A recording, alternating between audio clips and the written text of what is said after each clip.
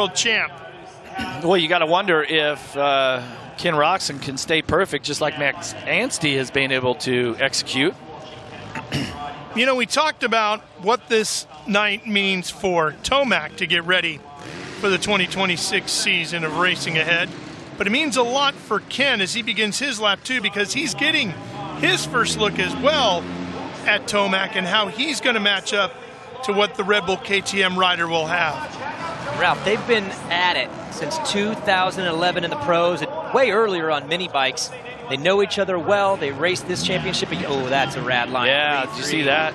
But they've raced each other so much last year in this championship, in this building.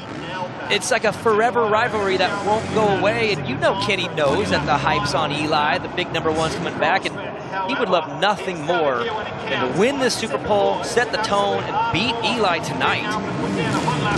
Good run through the whoops right there. You see the front of the bike was, you know, twitching a little bit. That just tells me that the face of those whoops are pretty chewed up at this point. Let's see what Ken can do here. Here he comes to the finish line jump.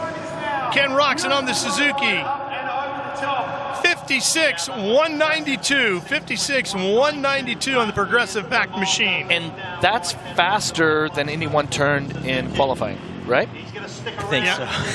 You put the attention on these guys by themselves, there's a little added pressure. They step it up, and that was a pretty clean lap with some big booters. So, yeah, #1, it's going to be tough to beat for Joey and for Jay Coop and, of course, Eli Tomac.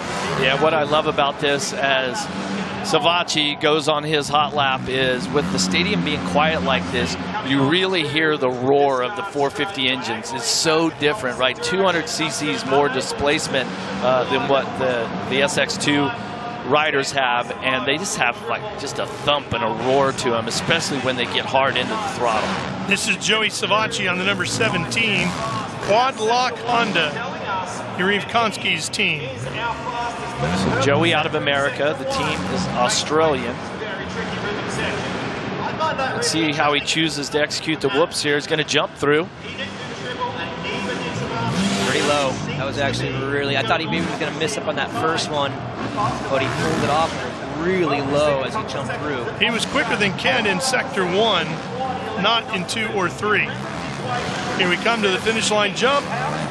Joey Savacci on the Honda goes #1 with a 55.815. 55.815. A couple different rhythms there too after the triple. He didn't go wide and get that big 3-3. He tucked under, so we're seeing all the lines being used a little bit. Max Anstey was doing something different. That tells me you have a good track when you have some options like that too. Yeah, the riders are taking, making some different choices out there. Now remember, Cooper in qualifying practice, he was jumping through the whoops. That's what Savacci did. Roczen decided to skim the whoops, and when you look at that last sector, Savacci was fastest. And Cooper was one rider who chased Ken Roczen all night long down in Argentina. He's a great rider, and if you look at his career, Jeff, starting in amateurs, through the 250s, into the 450s, everyone respects the way he rides, but he doesn't ever get that super hype behind him. You know, it's like this quiet, stealthy, awesome racer. And I just feel like he's looking for that breakout night. And maybe it's here. Maybe it's Kenny versus Eli, and it's Jay Coop who walks away, gets that big moment I think he's been looking for. And he finished second to Ken in Argentina, so he's second overall in the points with 37. He went 5.22. Really clean through there. He's taken some significantly different lines. He's quicker than everybody did in sectors 2 and 3, guys. That's a good sign. Yeah, here he comes. Pushing to the line. Cooper goes #1 with a 55.034. That is fantastic.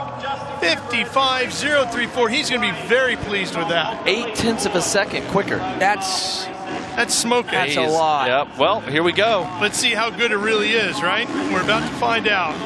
This is cool. Eli told him that was close to being off the side of the finish line jump. You see him throw his right leg out a little bit when he went over it. It's because he landed right on the edge. I mean, within 3 inches of the edge of the track. Oh, he's riding that rear wheel. That was sick. Classic Tomac right there. Here he comes, right at you.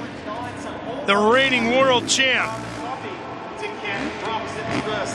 Everybody's been waiting to see what he could do on this Red Bull KTM, and they have blended together just fine so far. And he is just contorted. Oh, he makes a big mistake coming out of the turn, still skims the whoops.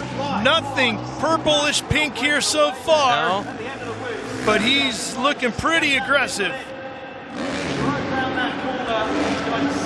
Through that rhythm lane and now headed towards the finish line, John. Might not be enough, guys.